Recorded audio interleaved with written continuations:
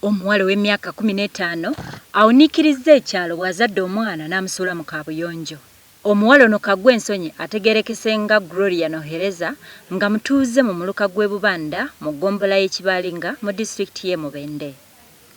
Nohereza annyonnyodde nti okuva we yafuna olubuto bba yamuddukako era agenze okulaba nga talina nsimbi za kulabirira mwana ono kwe kusalawo okumutuga. Basobya kubanga singa naffe twabakola bwetu tibandibaddewo.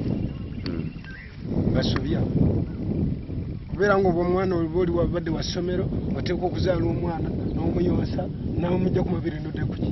Ogamba yamusuddemu nawuliddemu bw'omwana yabyogedde yekka maama we yamuggyeko n'amusuulamu.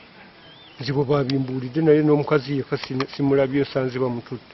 Kamaze ennaku 3 nga tukola akalinga akazadde kalinga akagyemu olubuto nga buli omu yeebuuza buli omu naye nga tewali okutuusa Saddam eggulu bwe yakiwulidde mu luvuvumo lw'abantu. Saddam akolanga SPC wali ku poliisi nagenda naga mukama we OC waka station ke Buvanda wano ti waliwo omwana gwe bagamba yagyemu olubuto oba bandibanga yazadde omwana bamusuula. Bamusudde mu kaabuyonjo y'essomero lya Lugagga Primary School mu ggombolola y'Ekiganndo wano mu Mubende. Ekijja abatuuze mu mbeera okutuuka okwagala okugajambula omuwala ono ne nnyina kwe kubabuuza omwana omuwere yazaaliddwa nga bamaggula maaso. Wano babayisizaamu MP n'ensambagere okutuusa omwana lwayogedde wa gye basudde bujje.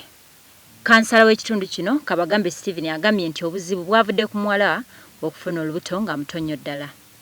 Poliisi y'e Kasambya ezze n'etaasa abantu bano ku batuuze ababadde bataamye olugo.